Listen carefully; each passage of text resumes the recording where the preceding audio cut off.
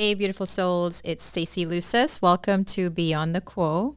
So today I'm doing something a little bit different. I've had about a little over 20 episodes with some phenomenal leaders from across the world, really. And I wanted to take a breath. I wanted to sort of sit not only with my thoughts and my reflections, but sit with you. If you've been with me from the beginning, or if you've picked up episode 8 and you binged, hopefully you did. But this is an opportunity for us to just sit and have some time to process what we've learned in the past couple of weeks from the vast kind of diverse perspectives and voices and backgrounds that I've been really blessed with to have on this show. So for those of you that are catching this episode for the first time, I am an executive coach. I do workshops, of course, this podcast. I am an international best-selling author. My background, I came from public and private sector. So I've worked for big companies like IBM, Morgan Stanley, Bank of America. I've worked for small companies in the Washington, D.C. area. I've worked for the federal government. And now, for the last 2 years, I've been exploring entrepreneurship and founding my own community of global women leaders where we talk about 3 things. And honestly, I talk about 3 things from my brand. 3 things really important to me that define really what I want to do in the world and what I want to help people do. The first thing is redefining success, and we'll talk a little bit more about that from these lessons I've sort of captured in the last couple of episodes. Living authentically, and what does that even actually mean? And leading courageously. And I consider these things like the 3 pillars upon which we can all have a more purposeful and sort of fulfilling life. And also, it's the impetus for lighting a fire under us to get out of the status quo, which is, for many of us, where we find ourselves in midlife, especially when the road in front of us, the runway in front of us is really less than the one behind us. And so chances are, if you're in this pocket right now, if you're listening to me and my vibe is attracting my tribe and you're one of those, that little voice, that intuition that is sort of asking, is there all there is? That's what I hope to sort of answer by virtue of this podcast and give you ideas and give you strategies and give you just pull from the vast wiseness of the people that sit with us each week and sort of cull from that, extrapolate from that what works for you. Because this is not some kind of recipe that's going to deliver us what we absolutely want in life at a predetermined time. It's not going to be like, oh my gosh, episode 40 was the penultimate episode and now I'm forever more changed. I think rather it's going to be what books do for us, what poets do for us, what music does for us, what all of our lived experience does for us, which is it's going to be tiny little incremental shifts in perspective, something that's worked for someone that resonates deeply with you, that are going to provide your version of this magic recipe, formula, whatever it is that's going to spark joy for you, spark purpose, but also answer those 3 questions that I find myself asking, not only each guest in my own way, but always trying to get to the ground truth for them, and by virtue of getting the answers from them, allowing you to extrapolate what you need from that to meet you where you are in whatever the season of life that you're in. And like I said, those 3 things are, how do I redefine success so I'm not always chasing something nebulous?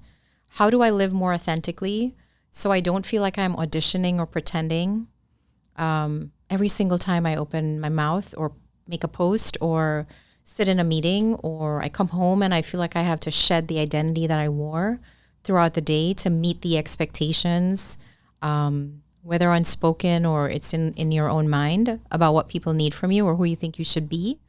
And then the last one is, that leading courageously piece, which is so imperative because it's not only about leading our organizations and our companies and our employees and wherever you are in the world, but leading yourself, right? Leading yourself on whatever your path is, whatever your predetermined destiny is. How do you lead yourself better so that when you get to 80 years old and you're in a rocking chair and you're reflecting on your life, much like, I'm not 80 yet, I won't be for a while, but I want you to have that moment of reflection when you are older and you say, I did it my way. It wasn't always clean. It wasn't always precise. It wasn't always kind, right? It wasn't always something that made people happy or comfortable. But it was the way that I wanted to do. And it stemmed from who I am in the world. And more importantly, who do you want to be in the world? And this podcast going beyond the quo, beyond the status quo, that pocket of complacency.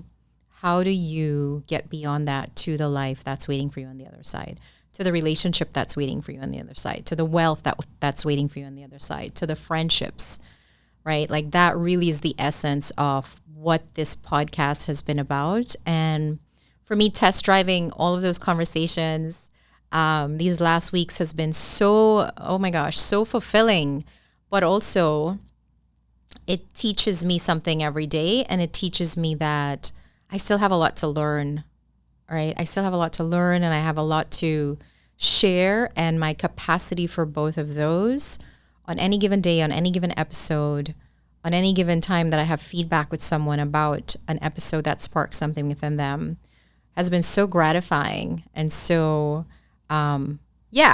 that's kind of what today's going to be about. So like I said, no guests today, no interviews, no wow moments from one lone person, but instead I hope to give you like a collective wow, right? And really reflect on what these conversations have been. And so over 20 episodes, main things. So part 1, right? Redefining success. I want to spend a couple of minutes on my reflections about that notion, that concept. I keep hearing versions of the same truth over and over again in different ways from people, whether they had kids or didn't, whether they were happily married or had been through a couple rocky relationships with their partners, whether they were single and still searching, whether they had multi-million-dollar businesses, whether they were just left something and were in that in-between space where they were trying to figure out their next move. These are the truths. Life is gonna life. Whether you're ready for it or not, shit's gonna go down.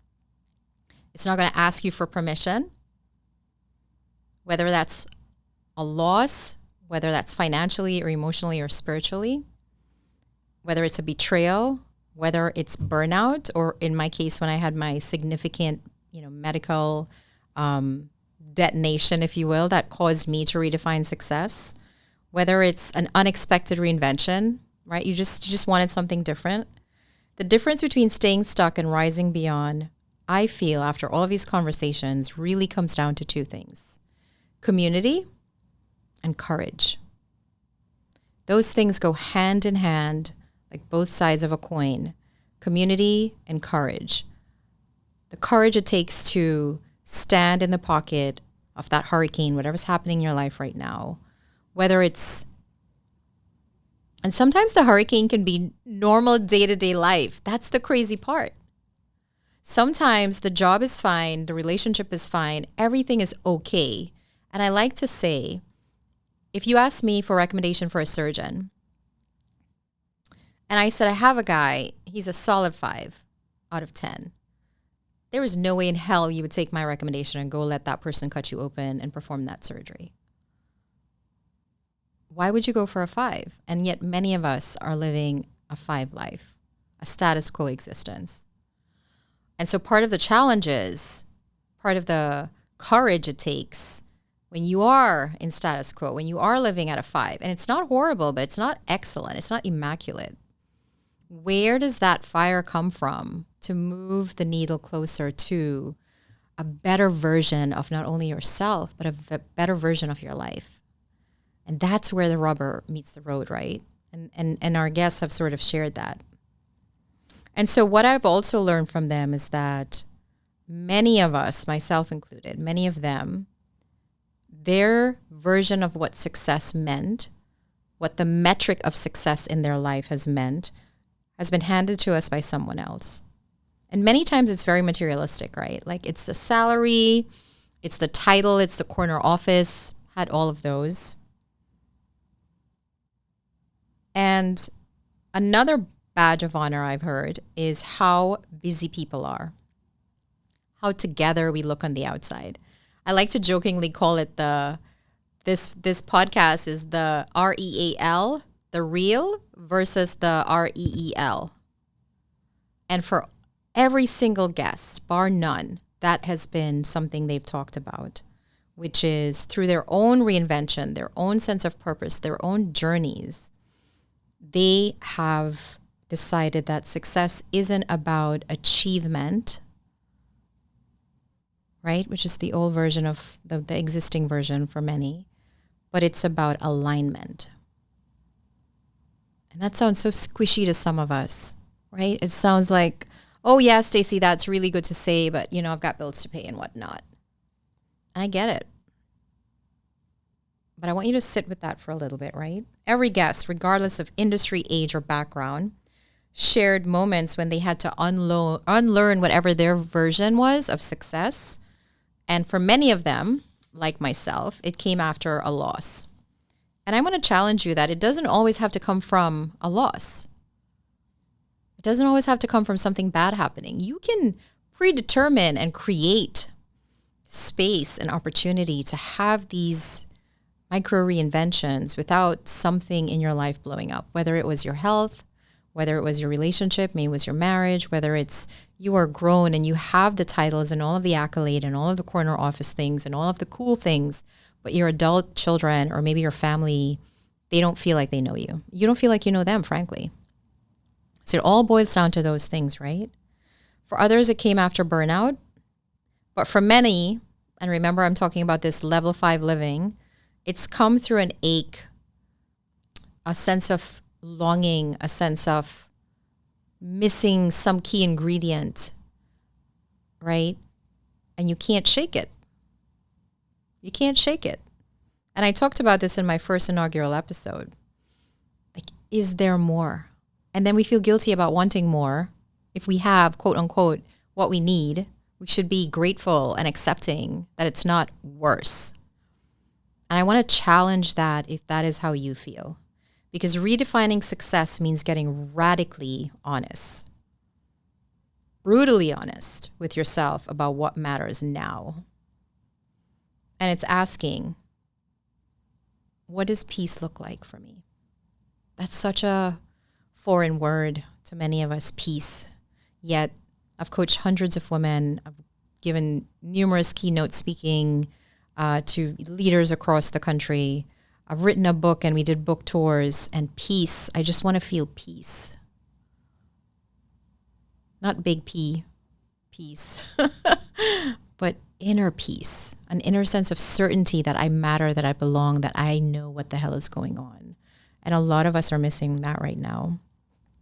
So really you want to think about, what does that mean for you? Because your version of it is going to be my version of it, and probably will be different from all of the guests I've had on the show. But there are certain parts and elements of their responses that may bring you closer to what that looks like for you. Another key question could be, what would a successful day look like? And that sounds really small, but if your days are blending into one long, monotonous decade, you get up and it's rinse, lather, repeat, that's not any way to live a life. And that's how I was for many years, and how many of my guests were. For me, and it's taken years to sort of get to the point where I created the day I want to have. And I had to make some tough choices. I had to leave the job that was paying me high 6 figures. I had to relocate from a city where all of our friends and family lived. I went to school there. We knew where everything was, and moved to a place that I just wanted more sunshine. I wanted the ocean, right? And what version of myself do I want to meet in the mirror every morning?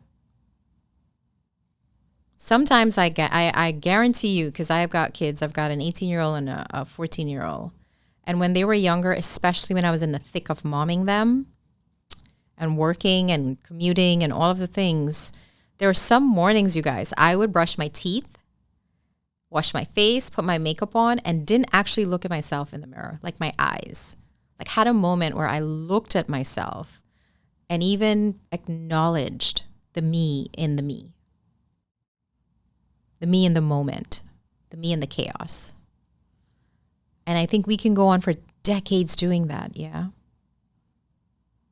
And so these are 3 things I want you to sort of think through, right? What could peace look like for me? What would a successful day look like? Like imagine what that could feel like. And then what version of myself do I want to meet in the mirror every morning? Simple things, but they are so imperative to you coming closer to defining what it is you want to do in the world, who it is you want to be in the world, and moving yourself closer to that. And it starts with having that courage and that integrity with your own self before anybody else. And that's something that I heard replicated and threaded through every conversation. And one could say, hey, all of the conversations are starting to sound the same. Yeah, because to some extent, it can be simple. And so the most successful I've met aren't the ones with the most money. And again, not once, not one freaking single time did somebody tell me that their proudest moment was hitting a revenue milestone, getting a promotion, or landing a fancy title. No one. They talked about the contributions they were giving in the world, whether it was serving human trafficking or foster kids or working with heart disease patients or helping youth in underserved communities. They talked about leaving careers where they didn't feel respected and starting over. They talked about moving back home with their parents. They talk about being so mired in depression and anxiety and feeling suicidal that they had to reconfigure and reinvent, frankly, a version of themselves to get better to healing. So none of this is a precise formula. You're going to have to pick and choose your own version of this recipe, right? But every time we spoke about what they were most proud of, I will say it became something deeper. Healing over hustling, right? We heard from Kelly in one episode talking about self-abandonment. It was alignment over applause, choosing peace over prestige. I know for me that was a big one. And does it bother me that I still don't have the title and that cool office in Washington, D.C.? Sure, sometimes. But then I get to wake up. I get to do stuff like this. You know what I mean? I get to go to the beach on Fridays and hang out and do work from there. So your version of what that looks like, again, is going to be different. And then there's this quote that I want to sort of share with you. I'd rather disappoint the world than betray myself. I feel like a lot of us think that's a truth for us, but evidence would suggest otherwise. I like statistics, you guys. You know I'm a data nerd. In 2020, a Deloitte study showed that 77% of professionals experience burnout in their current roles, and 50% of them say it's because of a misalignment with their personal values. Guys, that's not just a work problem. That's a soul problem.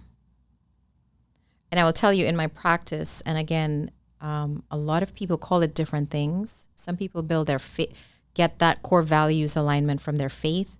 Some people get it from their family. Some people get it from their vocation, whether they're doing founders, whether they're working with kids with different needs and all of those things. And so you've got to figure out for you what your core values are. I call it core values because for me, that's what works for me. And then stemming from those, am I making the right decisions on the 5 things that everybody makes big decisions on, right?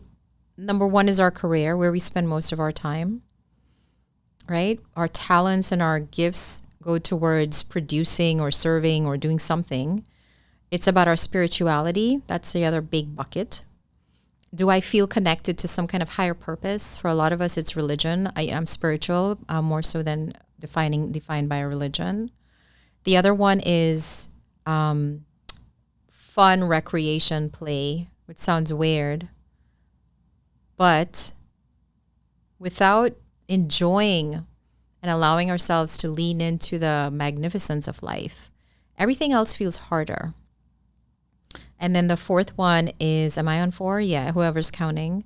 Family, community, connections.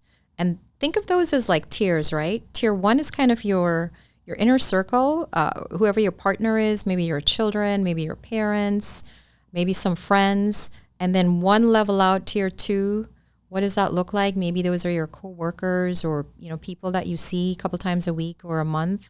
And then third tier is kind of your community. How are you serving for the things that are important to you? And so really evaluating the relationships in your life. And I think the one we focus on the most is wealth. And I think there's a misconstrued sense of what wealth means. We all think of wealth in terms of, and as I am talking about this, everybody's worried about wealth right now because we are going through a period where the stock market is readjusting to some shifts in, in America. And it's hurting a lot of people that feel unprepared. But I want to also offer that wealth can be defined as so many things, right? Think about the things I just talked about. Your wealth can be defined by your relationship wealth. Do you have people you can count on, that you can lean on, that you can talk to? It can be defined as your health wealth. If you are successful and you can't get out of bed without your freaking knees aching and your back hurting and you're on 8 or 9 forms of medication, no amount of money is going to solve that. None. You talk about your spiritual wealth, right? Your whole self. Like, how is your whole self wealthy? Not just your bank account. In my community, so my co-founder Lola Small and I, we founded a community called the Rising Beyond Power Collective. And what we teach women of color leaders in there is this concept of whole self mastery, whole self elevation. How do I bring all of me into the equation, finding, doing, seeking the right things, and then by virtue of that, accelerate my goals, and then by virtue of that, make the wealth that will make me happy. And not just the money, remember. Achieve the level of wealth in my health, in my mental capacity for resiliency, in my relationships, with my partner, with my whoever's in your inner network, with my community. Am I serving? Am I giving back?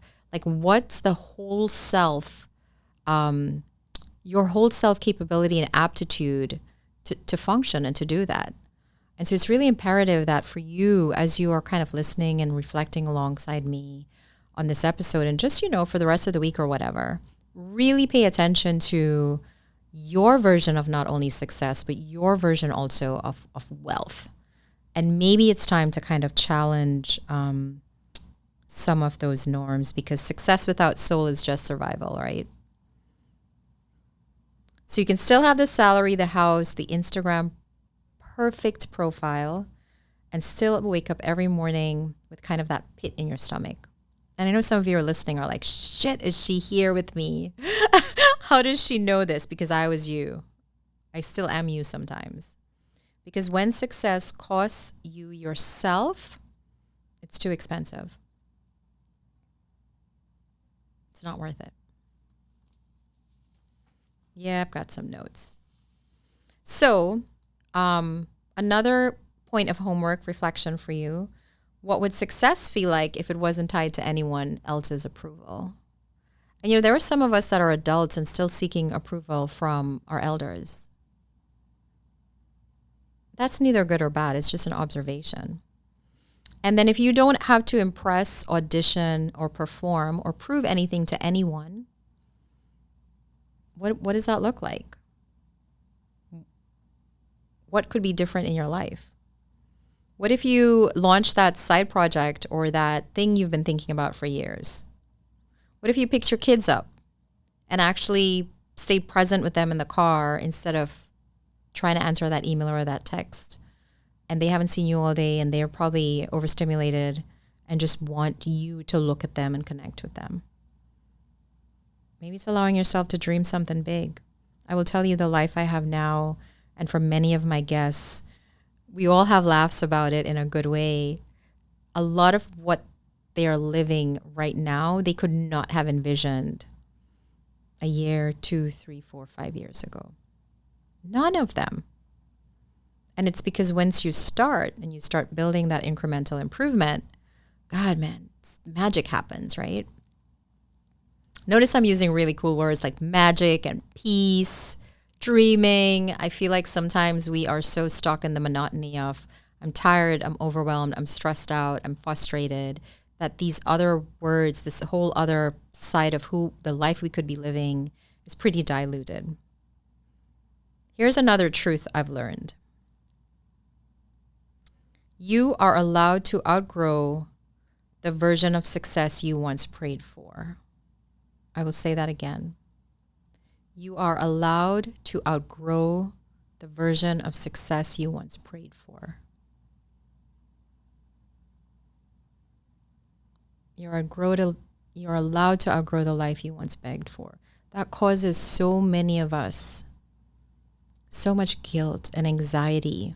We feel ungrateful, right? Like, this is enough. I shouldn't want more because so-and-so has it so much worse. That's absolutely not true. Because when we stop growing, we're dying. And the whole reason for humanity, evolution, is growth. Every generation is supposed to be a little bit smarter, stronger, quicker, faster. At its most primitive base level, that we are supposed to grow and get better. And so you're not flaky. You're not ungrateful. You're evolving.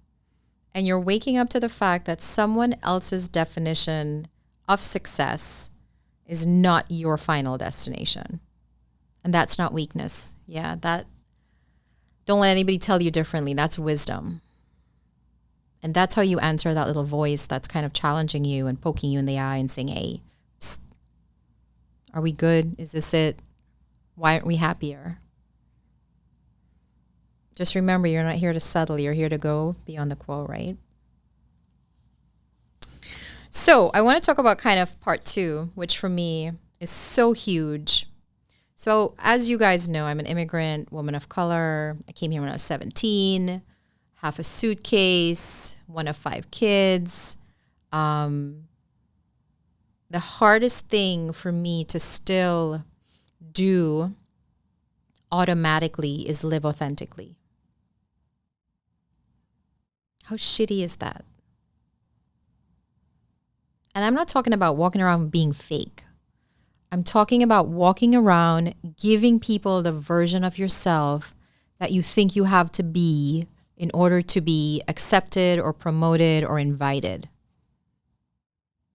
So maybe for you, the version of it is, I'm not smart enough. I'm not rich enough. I'm not ready enough. I'm not young enough. I'm not old enough. I'm not skinny enough. Whatever it is. There's some version of you that you think is more palatable for the role, relationship, opportunity, the trip, whatever, the leap. And it's complete and utter bullshit. I will also say that authenticity, the concept of it, sounds beautiful, but also terrifying. Because what if you strip down to who you really are and people are just like, ooh, peace out? What are you going to do then? That's a good question, though. What are you going to do then? For me, once I started shedding old corporate Stacey, the suits and the buttoned up whatever and the assertiveness and the masculine energy, and I'm still all of those things, man, but I'm also a loud laugher, a hugger, right? Like squishy tree touching person on long walks.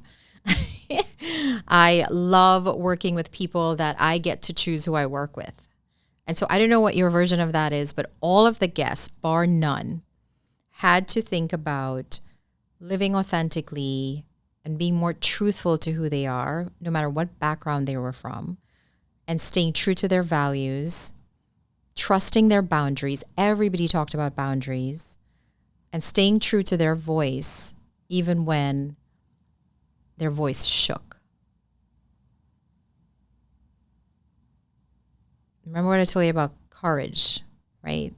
A lot of this tests all of that. Because yeah, you could very well be standing on your own after all is said and done, because maybe you've got a lot of money and you had to be performative. And now when it's like plain old Jane, all of these friends, they're like, you don't serve their need anymore. Think about that. And so another truth that kept crashing down through the episodes as I sort of prepped for this was reinvention isn't a luxury. Reinvention is a lifeline. Because when you are untrue to yourself and you don't actually know who you are in this world, then you are at the whim and fancy of every comment, rejection, whatever your perception of rejection is, every fluctuation of somebody else's opinion of you defines your opinion of yourself. That's some crazy talk. that is crazy, right? So almost every guest shared a moment, and we had some serious shit, y'all. Death, divorce, life-threatening diagnoses, decisions where they had to choose themselves. Numero uno. Not once, sometimes, but again and again and again. Not because it was trendy or because it was easy, but it was necessary for survival. That kept coming up so many times. Like literal survival. And so that goes back to my other comment earlier about a lot of times we wait till we're literally bleeding out to make the change. Sometimes decades after we had that first inkling. And so sometimes you just got to be like, you know what? I'm not going to wait for the big bang. I'm going to just start incrementally making these changes. I'm not saying it's easier or more rewarding to do it that way, but shit, sure as hell, it's probably less painful, right? So reinvention will never come wrapped in a pretty bow, ever. It's going to be messy. I think of that Grey's Anatomy episode where Lizzie is laying on the ground. And I mean, that was in a way that death was her own reinvention, right? That's showing up at 2 a.m. on the bathroom floor. It shows up when the job or the partnership or the business or somebody stole money from you, right? Or your partner walked away with your stuff and didn't even tell you. The title, the plan, none of those things no longer fit who you're becoming. And the hardest part, I think, for that, based on some of these conversations and even in my own life, has been this concept of outgrowing people. Yeah, outgrowing relationships. Because we don't want to be mean, we don't want to be unkind, but the juice isn't there anymore, the joy, and we are performative in that relationship. And there's a sense of guilt and nostalgia and responsibility that I don't want to leave this person behind because they've been with me for however long. But to some extent, they're holding you back from the growth that you're meant to have. And there may be instances where you understand and accept that and you stop expecting more from them and the relationship goes smoother. Sometimes it's a compromise where, you know what, that's my fun friend. But I'm never going to be freaking able to sit and have some kind of soul deep conversation with you about the meaning of my life or even the work that I do or the clients that I help, because you just want to be my fun friend. And so that's a compromise and an acceptance, because maybe that's just, I have to manage my expectations with that person. Or maybe it's kind of stating your truth and allowing them to level up with you or meet you, or them letting them go. what's that old saying? If you let something go that you love and it comes back to you, blah, blah, blah, whatever. Maybe it'll happen. But I'm just saying, in all of the conversations that I've had, and even in my own life, releasing old versions of you that was necessary to keep that relationship intact and on track. But it was exhausting. That's a huge, huge driver of making a big change, right? So, authenticity isn't a vibe. It sounds more like a battle. It's choosing you when it's easier to wear the mask. It's risking being misunderstood so you can finally understand yourself. It's grieving the version of who you needed to be to get the applause, the promotion, the approvals, the gold stars to feel worthy. And every single guest that showed up and shared this mic with me had to lose something first. Approval, comfort, certainty, loved ones, the neat, pretty version of their life. And then what did they gain, right? They gained themselves. They gained that concept of whole self, freedom, right? Freedom, personal autonomy, self-mastery, personal power, like really sexy, audacious versions of themselves. Because maybe you were playing small to fit into the box that made everybody else comfortable. I remember Takeda King Pang was on here and she talked about owning loudness, right? Owning the fact that she was so overflowing with ideas and big conversations. Now this woman leads like the Women's Foundation of Florida. I mean, superstar, right? And if she had conformed, we never would have gotten that version of her that was so necessary in this world today for the mission that she has. So Brene Brown, one of my favorites, always says, when you show up authentically, you create the space for others to do the same. Walk in your truth. It's the most radical act of rebellion in a world that profits from self-doubt. God, that's good, right? That needs to be like a whole ass shirt. So I'm going to ask you, where are you still wearing a mask? In what parts of your life are you still wearing a mask because maybe it feels safer? What dream, relationship, or version of yourself have you outgrown, but you're too scared to let go? Because that version of you served a need at the time. And our primitive brain doesn't want any danger, so it will revert back to that pattern. You know, we affectionately call that self-sabotage, time and again, to get back to that old result. Guess what? That's level 5 living. And then, most importantly, do a little bit of dreaming, right? Like, what would it feel like to stop performing and start living? Because you're all you've got at the end of the day. I know that's hard for some of us to hear, but anywhere you go, there you freaking are with your old baggage. So yeah, a lot of them said reinvention isn't about becoming someone new. It's actually about becoming more of you. So what does that give you, right? Let's say you've detonated, you've reinvented. You're like, oh, Stacey, what the hell? Listen, you sleep like a freaking baby. You breathe deeper. You move through the world a little bit more untamed. And you get to unleash some really big goals. And I will tell you, the people that truly love you stick around. They're who you want in your damn circle anyway. And then by virtue of the fact that you up-leveled, guess what? You start meeting new people. You start doing different things. You start having better conversations. You start your own podcast. You do whatever the fuck it is you want to do. And that in and of itself, that level of courage and bravery and audacity opens the door to so many other things. That's what living beyond the quo really looks like. And it is not for the timid. Let me just tell you. You think I don't cry myself to sleep sometimes? All right. Last one. Leading courageously. What the hell does that even mean, Stacey? For a lot of us, we think leadership is the dude or the woman that sits in the corner office. with the big audience, standing ovation, maybe a staffer walking behind them, maybe the big, big debut on CNN, whatever. It really is about who's willing to go first. We see that probably most definitively in the military. And then it's about who's willing to be seen before they're celebrated.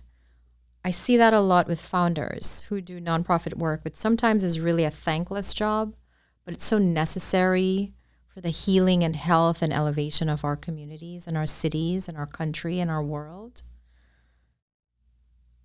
They show up without the accolade, and many of them were accoladed. So this is soul and heart work for them. And it's about who's willing to stand alone before anybody else is clapping.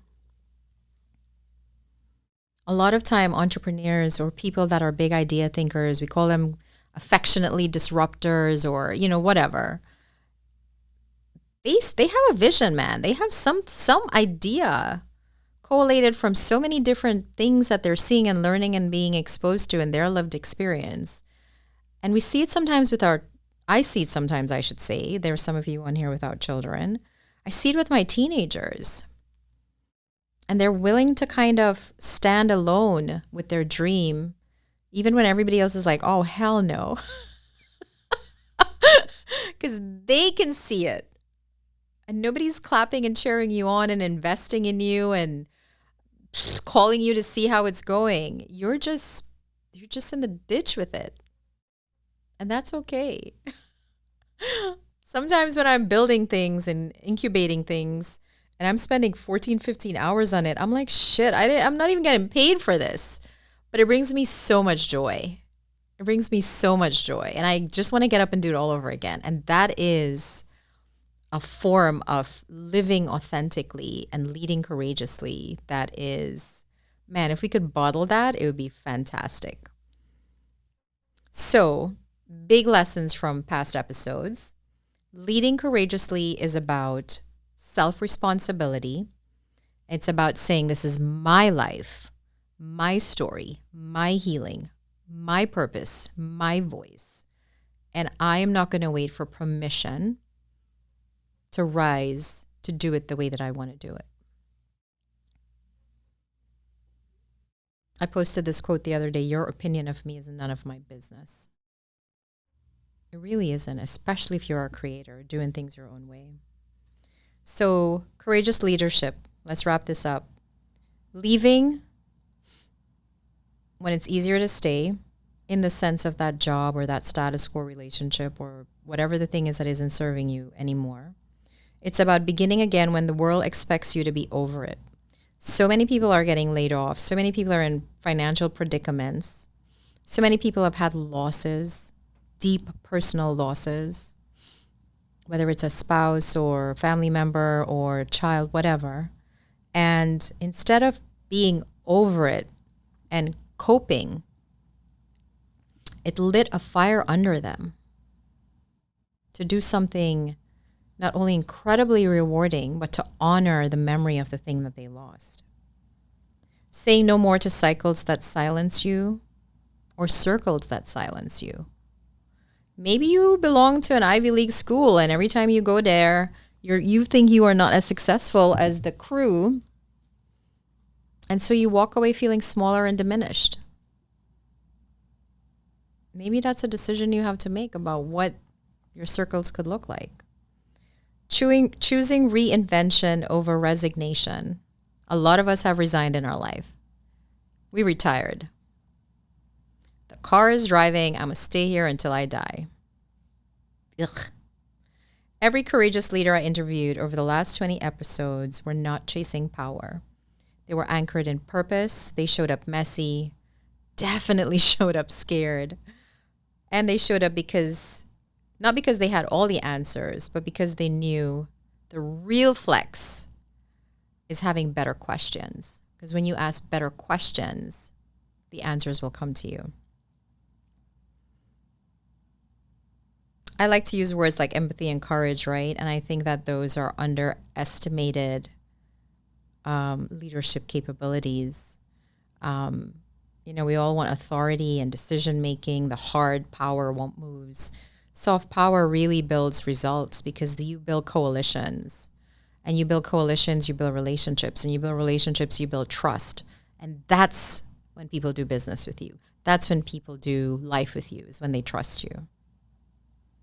It's not quid pro quo, right? It is, I will absolutely run in there into that fire and save you.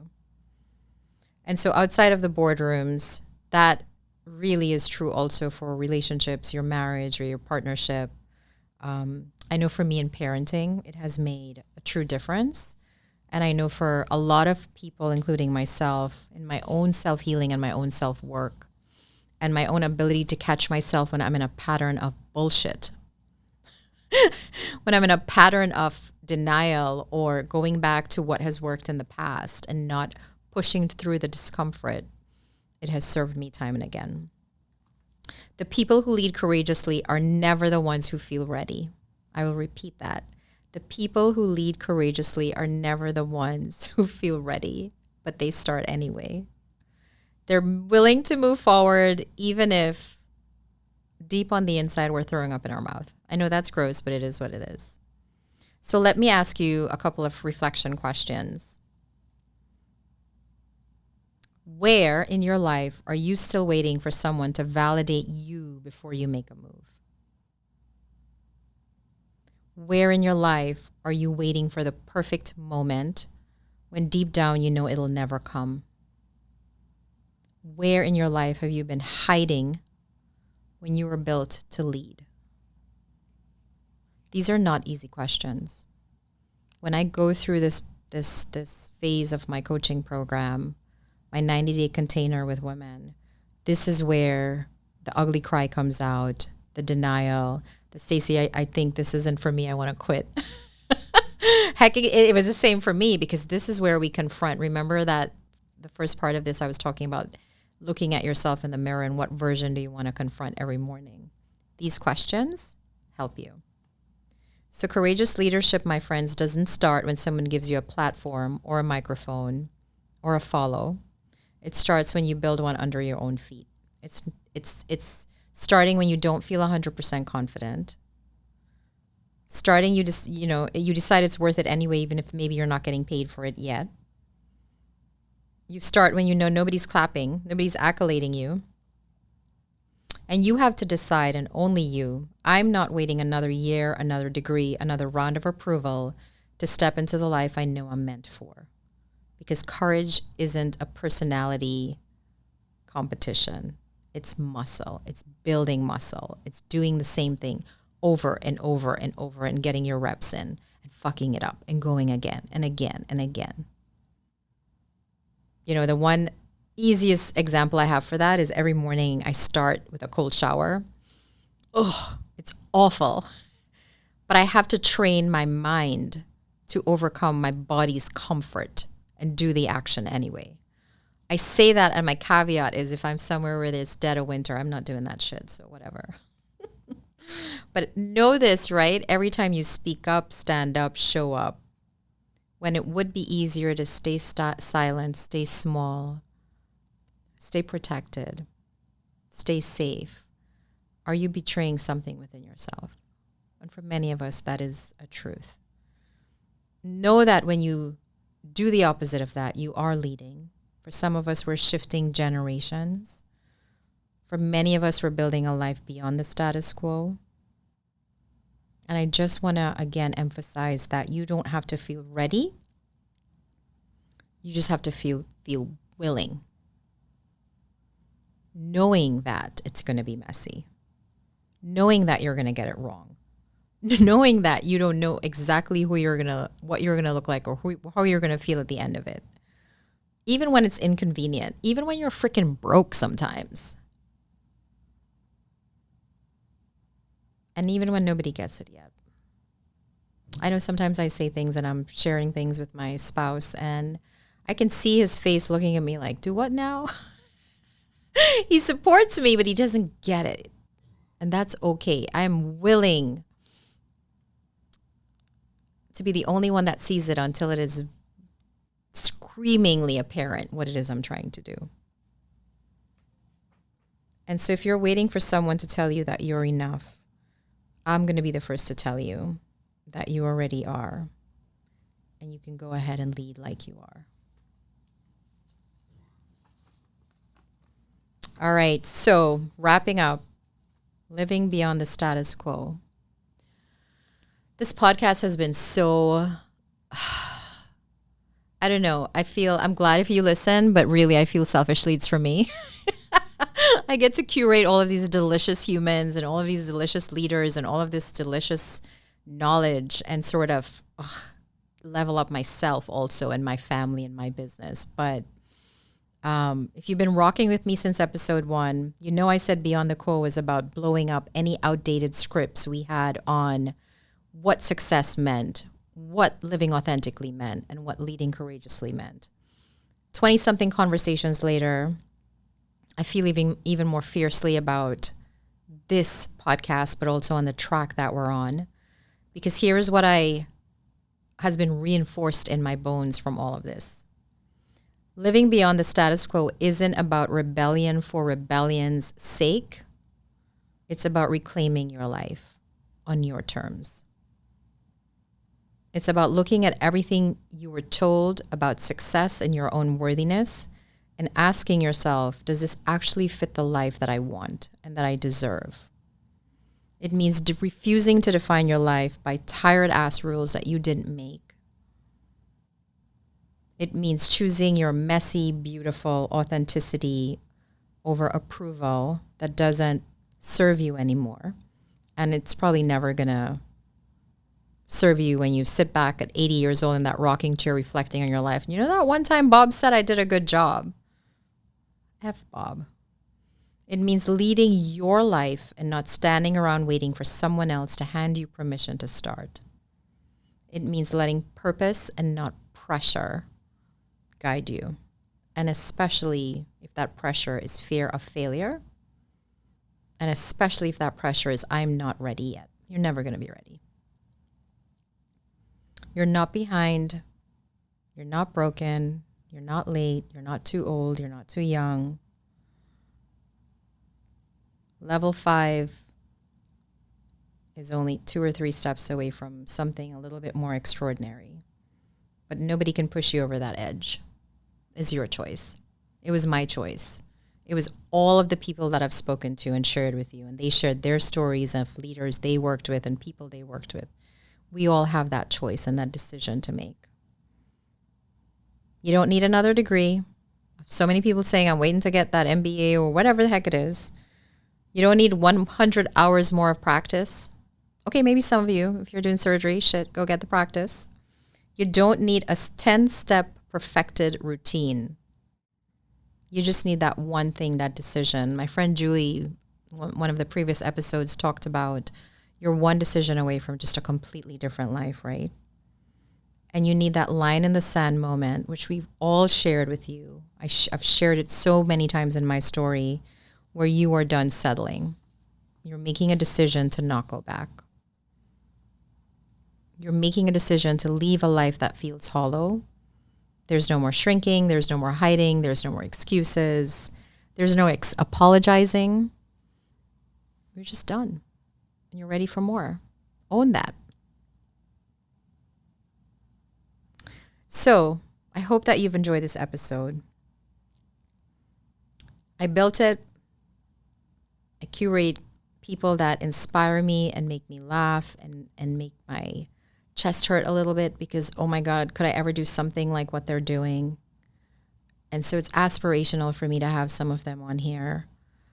Some of them, it's a little bit harder for me to connect because maybe my lived experience isn't necessarily correlating with what they're talking about.